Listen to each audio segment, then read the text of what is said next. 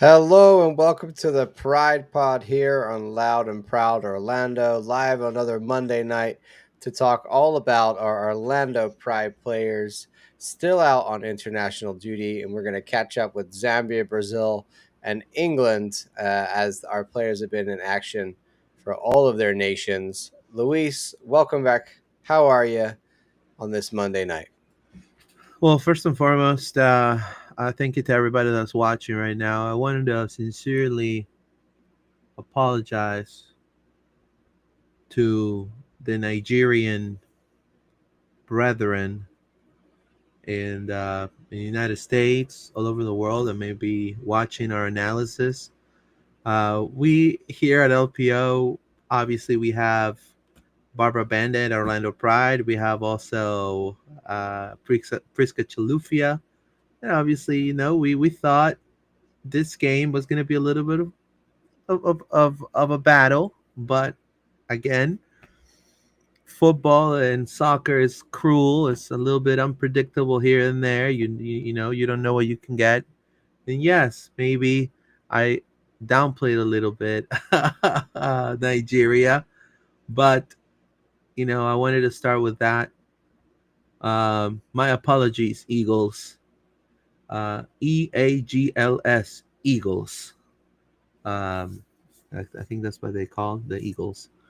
So I wanted to sincerely apologize for that. I know we got a lot of slack, say this is some of the worst analysis ever in my lifetime.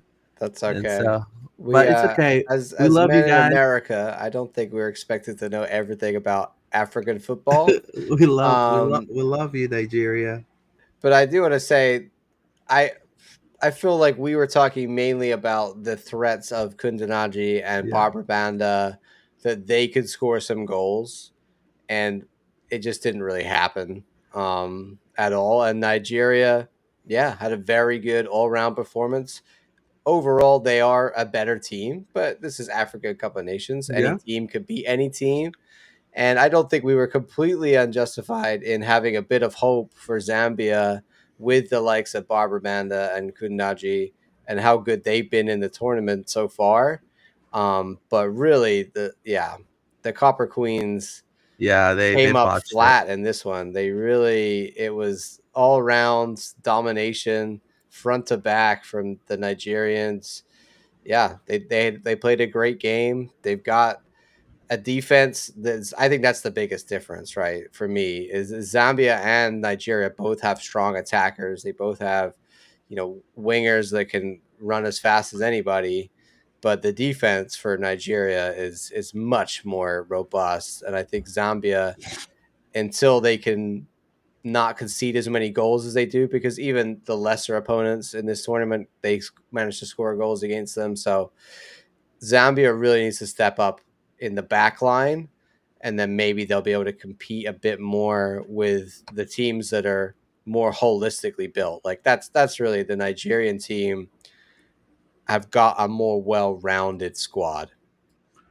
Yeah, for sure. 9-time African Cup of Nations champion. So they were definitely make sure that I knew that. So, Yeah, I mean, it wasn't just us though. The Zambian team yeah, themselves were talking about going yeah. hunting, and they were So posting yeah, that, and like a lot yeah. of people were touting Zambia. So I think Nigerians across the world are puffing their chests out and saying, look how good we are. So that's N- fair. When you win 5-0, you can definitely do that. Yeah, for sure. And but I do want to say, you know, they have really good. I mean, they have really good players in the attack. Zambia does, but their defense. I mean, I think the press box of Orlando City, Orlando Pride could could hold could hold less goals than that. I mean, that defense, guys. I think that's something for the coach to figure it out because it kind of undermines all the hard work that Kunda Jandi and Banda may be doing. Now you have to understand, good on Nigeria for targeting Kunda Jandi and Banda on that game to completely cut them, like Yeah, neutralize them they completely. So eliminated the opposition's threats. that's on them. So today we're gonna be we're gonna dive deep into the Banda Grace and Priska game. Zambia, Nigeria against Zambia. We're also going to be talking about Angelina Marta with Brazil, and then England advanced to semis. John, anything you want to add on the Brazil? Sorry, on the Zambia Nigeria game? Yeah, just that I don't think it's a good thing, but all three of our Yeah, players were in the starting lineup during this, yeah, you know, Grace. I don't know what to say about Grace Chanda at the moment. I'm struggling to find positives. She gets back in the team, didn't have a good game at all, was not effectual in my opinion. Chilufya, Banda, I just think that's the biggest disappointment is we didn't even get one goal against Nigeria. I think this team at least should have got one. And we talked about the defensive issues, but Banda when they scored and they go down, there was no response from the attack. It's like you said, Louise. It's difficult when you're getting. I think you're losing the game in that way, but I would have liked to have seen at least a goal from Barbara or somebody in the Zambian side in this game, so it wasn't a complete blowout. But I think conceding in the second minute, like they did, just put them on the back foot, and they never, like you said, Luis, they never recovered. yeah. Look, and again, I want to again apologize. It's not the Eagles; it's the Super Falcons. My apologies. Wow, Luis, now you're You getting your know, I'm team. on the roll. Wow, you're I think they're calling not gonna Nigeria like. after us at this rate, I bro. know they're not gonna like me, man. So look, kudos to Nigeria for neutralizing a one-two punch duo of the NWSL, who were expected to challenge their defense. They were completely neutralized in this game. Now, these Kunajandi and Banda combined 6 goals in the group stage. You know how many shots on target they got in this game?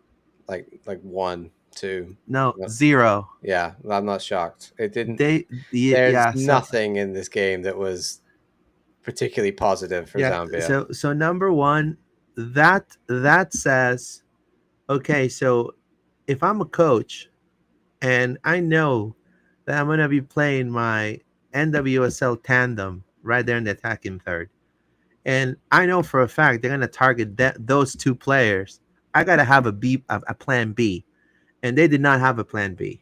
Because then also Grace Chanda, I don't know if you saw. I mean, I saw some of the highlights there too.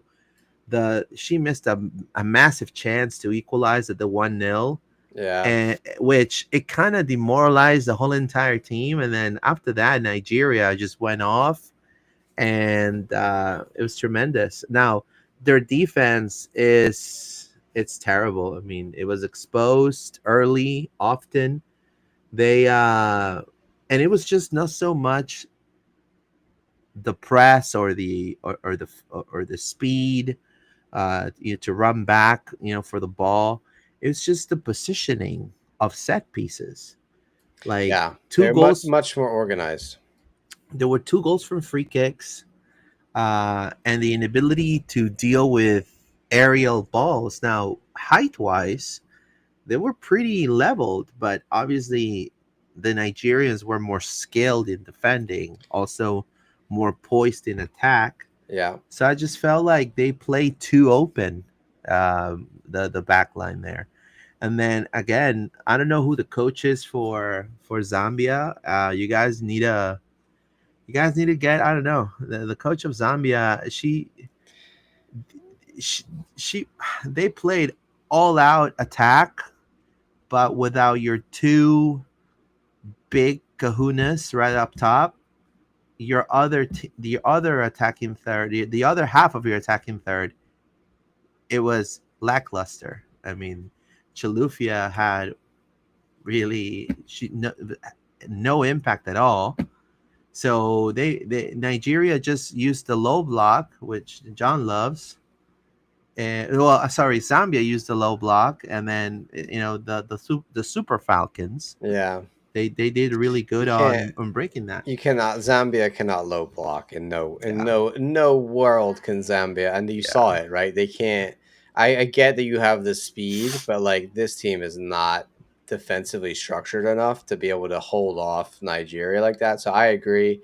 I also think Nora helped say. I can't say Hopeful, her name. hopeful. Hopeful. This is a great. At the end of this game, she said the loss was a fist to the face, and I think that's To her. that's pretty Oh, accurate. sorry.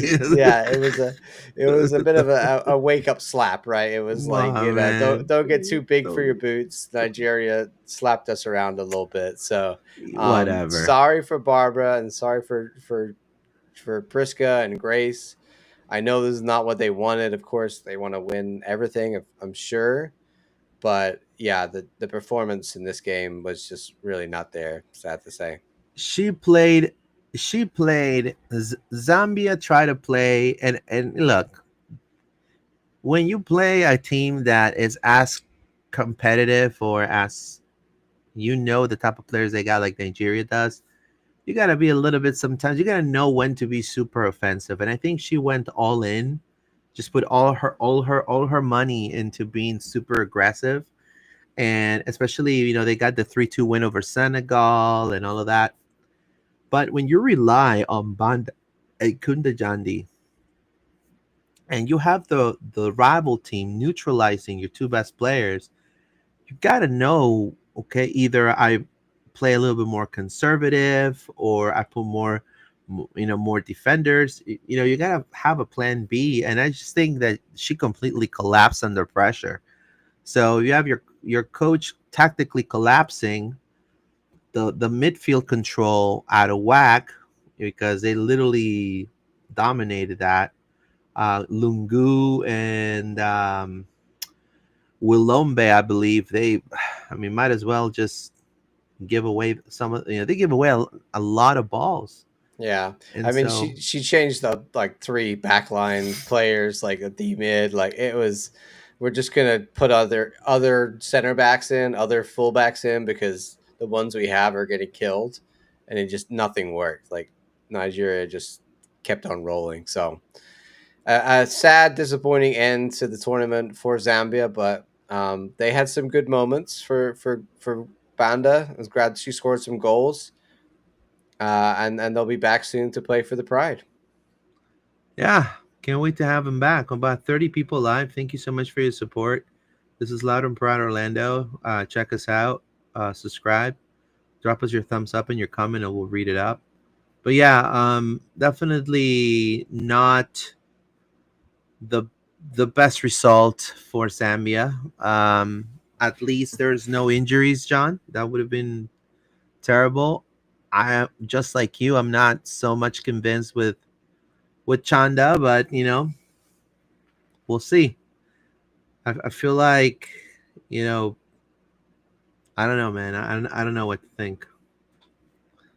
I'm a little lost for words with some of the performance, with Shanda's Yeah, performance. yeah. Well, I don't want to dwell too much on this, but I was, yeah. I think I was hoping to see Grace and Priska have some moments during the African Cup of Nations where they shone, but it was not to be. So let's move on, Luis, and talk about Brazil. Marta and Angelina, of course, are away for the Copa America Femenina. And we talked last time about their result over Venezuela, but now they've got another win. This one was over Bolivia, and they won 6-0, Luis. A big scoreline for the Brazilians, 6-0 versus Bolivia. Yeah, I think it's not a surprise. Um, it's not a surprise that Brazil was able to beat Bolivia. And what really caught more attention than the game itself was the what's happening in the tournament. Right now, when it comes to the comments that Marta has had against Conmebol, now obviously a 6-0 win against Bolivia in Quito, which is altitude. You know, um, Marta's influence was there on the pitch and off the pitch. Mainly in this game, on the 6-0 win, her influence was more off the pitch. So Conmebol had the again. They are. I'm going to say this, and I want people to listen to what I'm going to say. People is treating this tournament as a second class tournament. They're not treating it as the real Copa America. They are putting them all in a on really bad pitches in Quito, and the controversy was that Marta complained about it.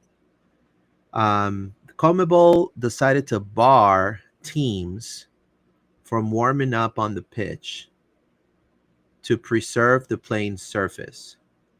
And why they're preserving the playing surface? Because they're playing most of the matches in one stadium. Yeah, and they played like 2 days ago in the same And spot. so my question is, if you're going to do something, and I sound like I'm like my mom would tell me something. If you're going to do something, do it right. Don't half-ass it.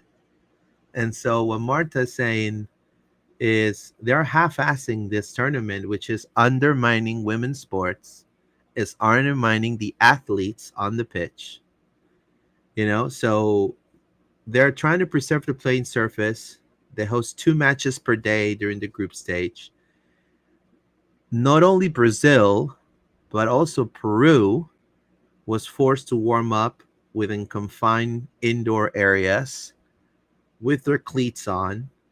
Often, they couldn't even talk about tactics because they were right next to the opponent. So literally, it was Marta changing in front of the Bolivian players and warming up in front of the Bolivian players and the tactics and what they're gonna do. Like, it was impossible. And again, um, it was cramped, suboptimal conditions, and there were images circulating on social media before Brazil's match against Bolivia, and it showed players literally squeezed into a small enclosed space. And Marta actually spoke to Global Sportsy after that and said it, and I'm gonna quote her. It says, "It's been a long time since I played a tournament here in South America, and we were saddened by these circumstances. Athletes are expected to perform well and work hard, but we also have to demand a high level of organization." Honestly, I think it's ridiculous. I think it's hopefully her criticism is impactful, and hopefully it started drawing a lot of significant attention, and hopefully it's able to it kind of forced Conmebol to come out with a statement saying that they're going to try to switch their pre-match procedures. But again, you know, Marta is standing for what's right, and to protect the sport. And so kudos to her, but shame on Conmebol. And again, it doesn't surprise me. Do you remember what happened with the men's Copa America in the United States? And they try to blame it to the stadiums, try to blame it to the United States and to law enforcement Yeah. here.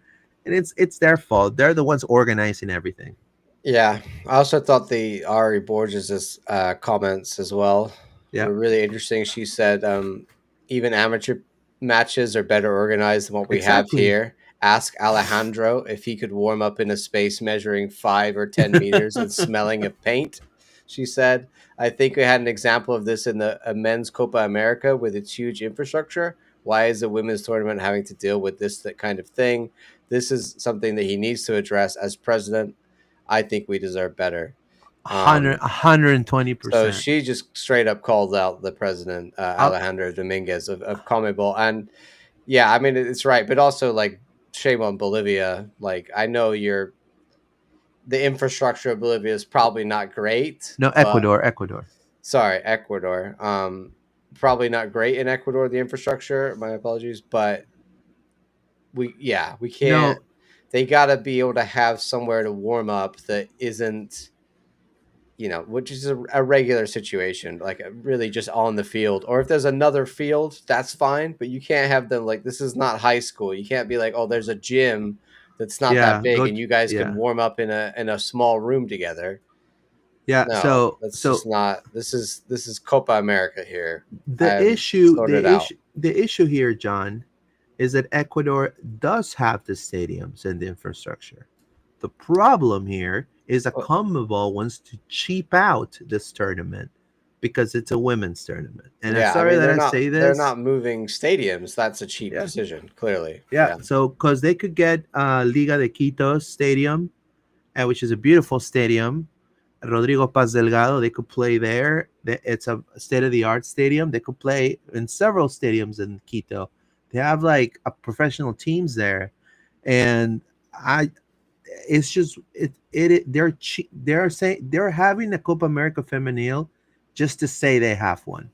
They're not really wholeheartedly putting the same effort and heart because they're not putting the same amount of money also. You know what I mean? yeah. So obviously I'm not asking for the same amount of money or anything like that. All I'm saying is the conditions for the athletes need to be addressed, Yeah. you know? I mean, a lot of the women's professional tournaments around the world, like maybe I'm not sure. I have to check the numbers, but maybe the Euros makes money. I don't know. It might not even.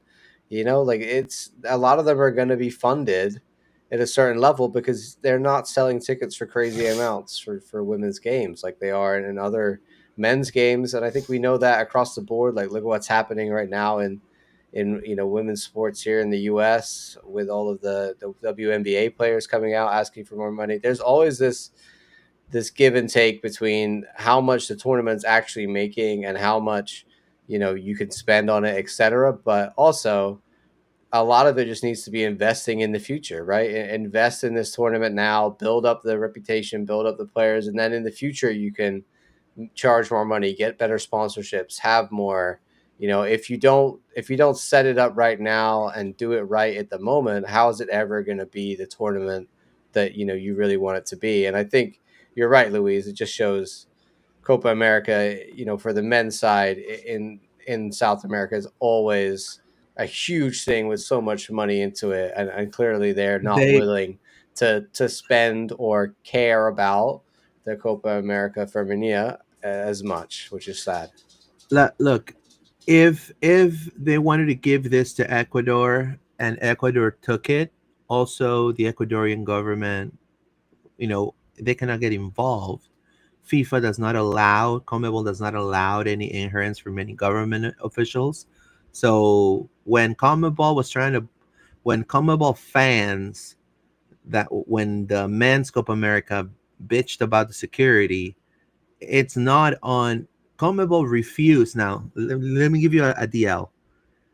Conmebol was given the chance for the MLS teams, their communications teams, to work on those Copa America games because they knew already the landscape of the stadiums.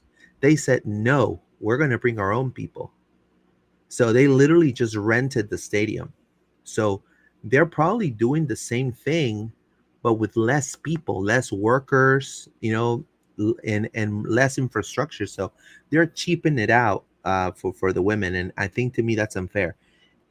Do it. I think if Colombia was the last Copa America Femenil, and it was great. The last Copa America Femenil was in Colombia. It was fantastic.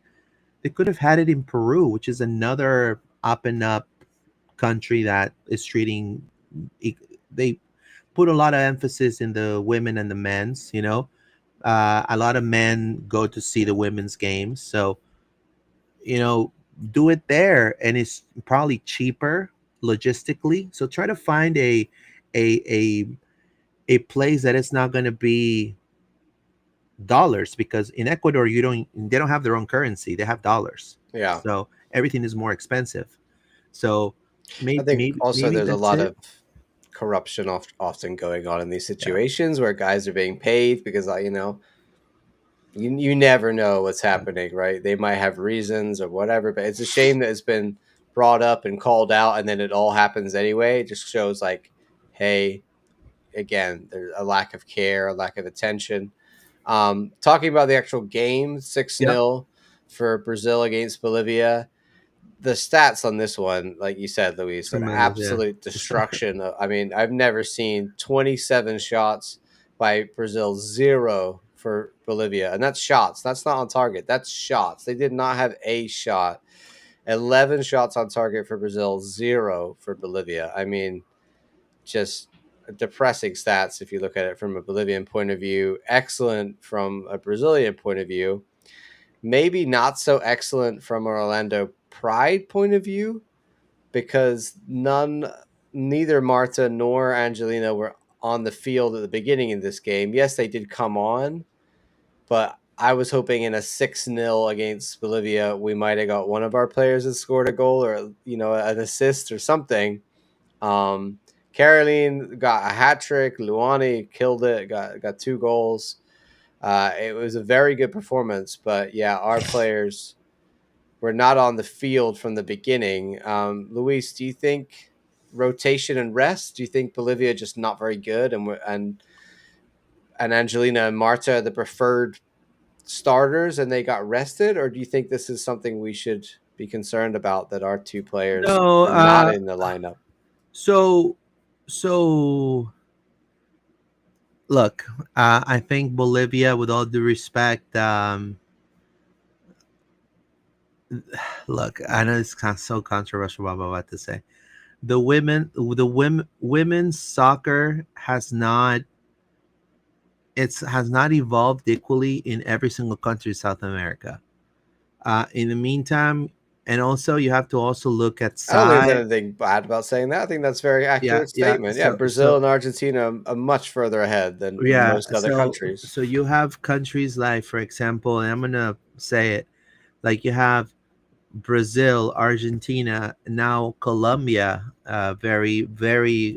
They have years of working on Yeah, their soccer the there, and then Colombians. you add Ecuador now that they're on the up and up, and also you have Venezuela with, they're kind of physically as tall as the Brazilians and as the Argentinians, but when it comes to the Perus, the Brazil, the Bolivias, the Paraguays, the Chiles, um, even physically, if you look at the players, like if you look at Caroline compared to the Bolivian striker, like it's like played against a high school player.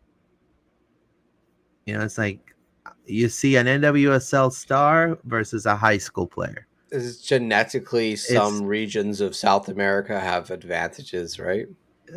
that too, but like, look, I'm gonna show you a picture. This is one of the Bolivian players. Like, it's like look at the Venezuelan player, how tall she is, and look at the Bolivian players. Like, this is supposed to, like, there's just, and they're not like, some of them not even that fit to play, in my opinion. Like, they're a little bit overweight sometimes, It's and more amateur players yeah, in they're there. more amateur players, so you can definitely tell the difference. So, in my opinion, to make it fair, I think in this scenario, Copa America should be played as a short tournament with the best teams.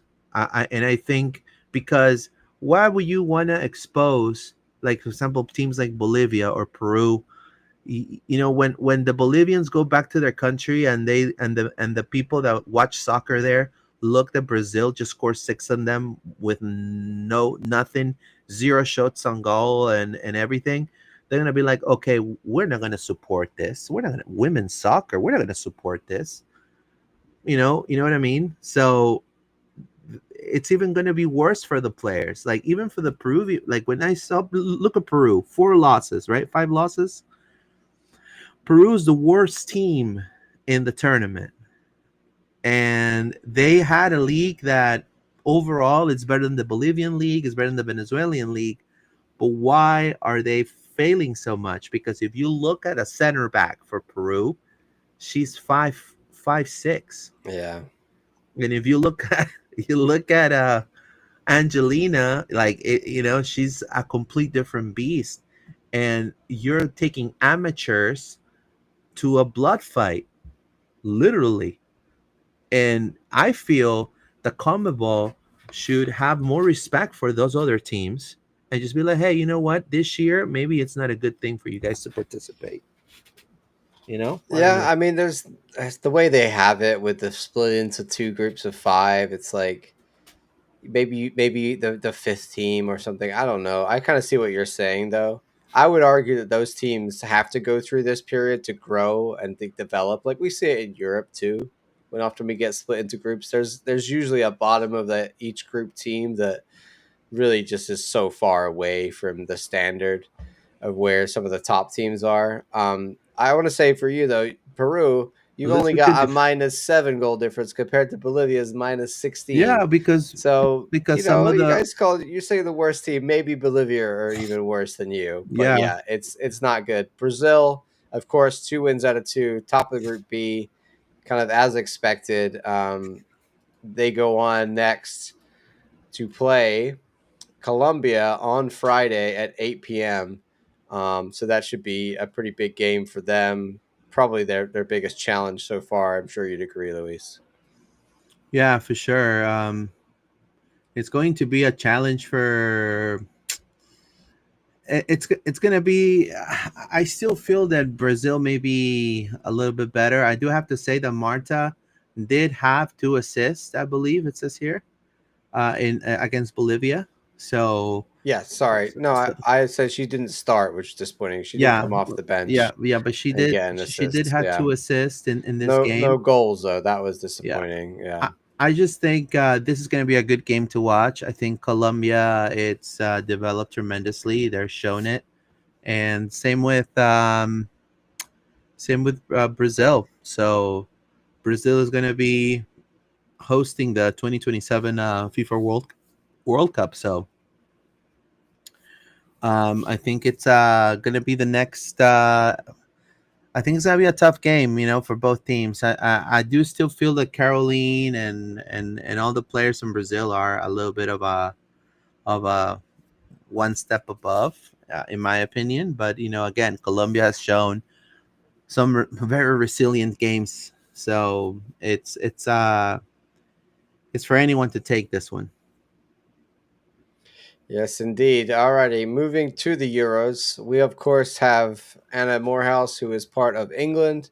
So we're going to talk about them real quick. Plus, I'm also an England fan, so we Hmm? got to talk about them. This was a crazy, crazy game. If you have not gone to see the England versus Sweden highlights, stop what you're doing. Go watch that.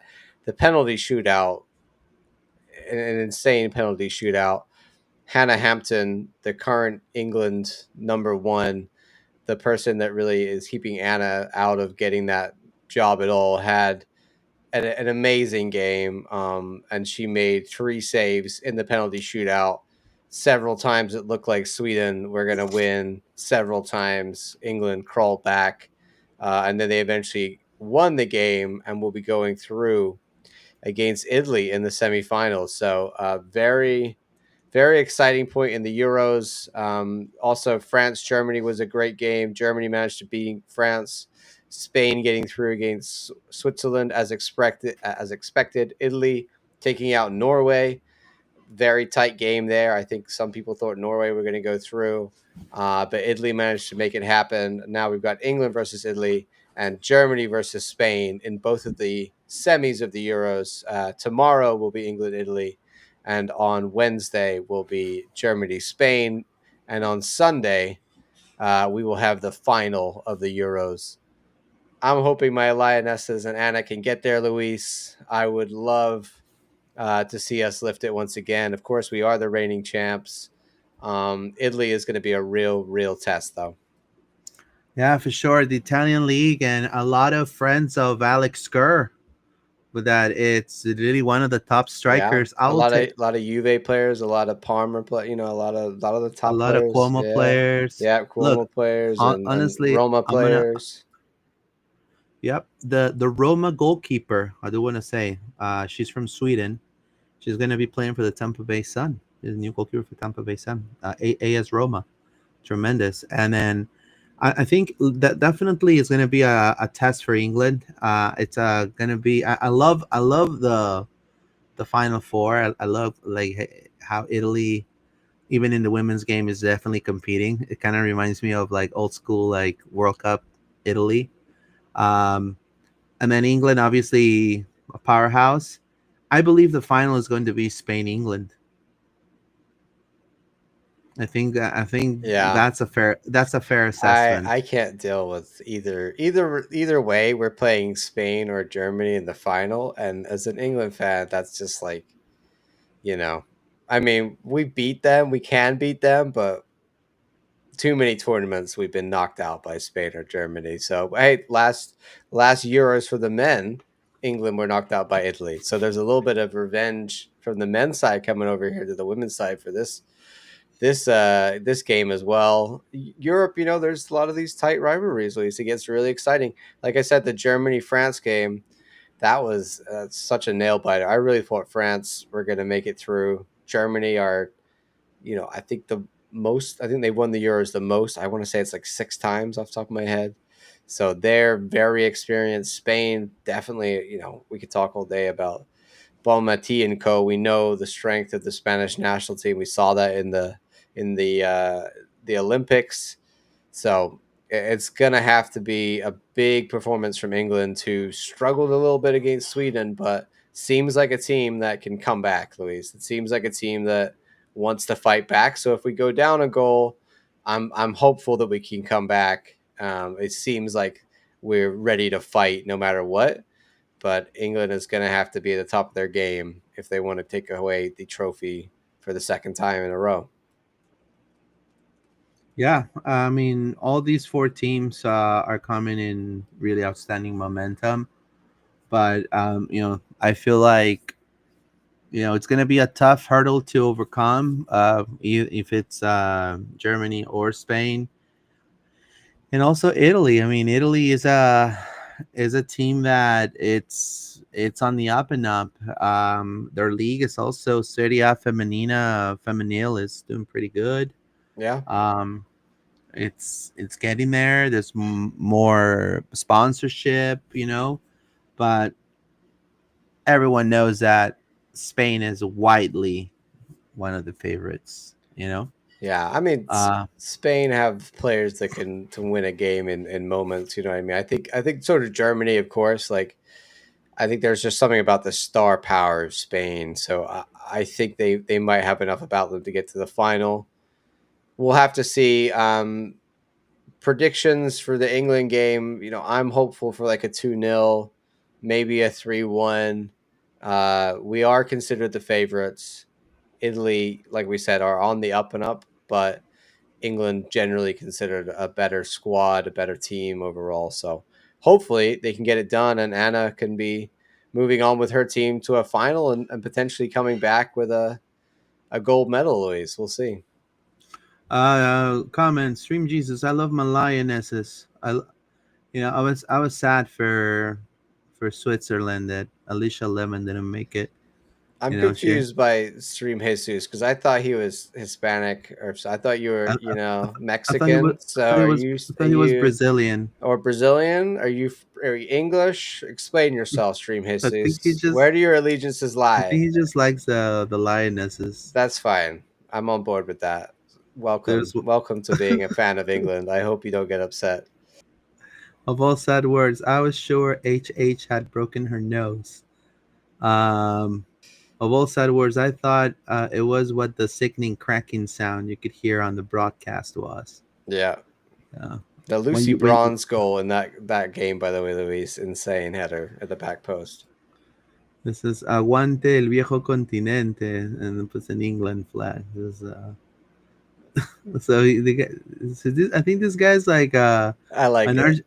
An Argentinian that supported England in the Falkland Island War. Are you that far down in Argentina? Dude, that's some deep history you got That's into some there. deep stuff. That's some That's some deep deep South stuff American European connection right there, Luis. I right love it. there.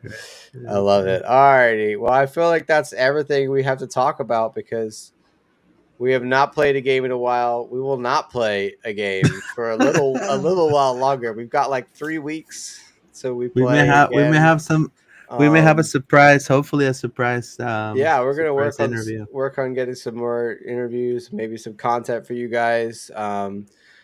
I know the players will be coming back into town. Obviously, the Zambians will be heading back. The Brazilians are still out there. Players are in and around. There's lots of events going on still. The summer, summer break for Pride is still going on.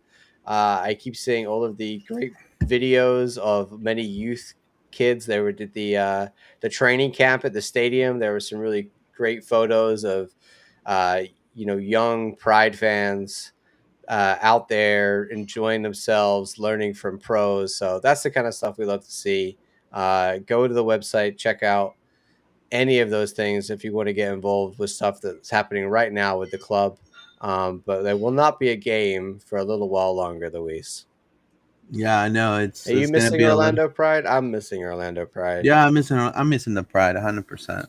Yeah, I'm missing the pride and the atmosphere in the stadium and going to cover a pride game. So hopefully we get us a surprise surprise game. Maybe closed doors. I don't know. I love the fact how in the UK for the women's women's league over there and the Premier League there, they allow you to have just like the men different sponsors. And I was looking at the Sheffield United New Jerseys, and it's that man makes some cool jerseys there.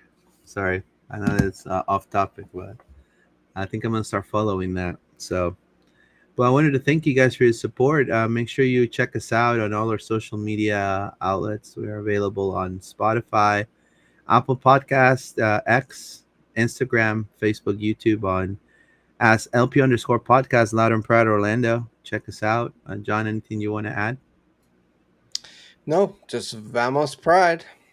Vamos, Pride, guys. Yes, have a good day. Thank you.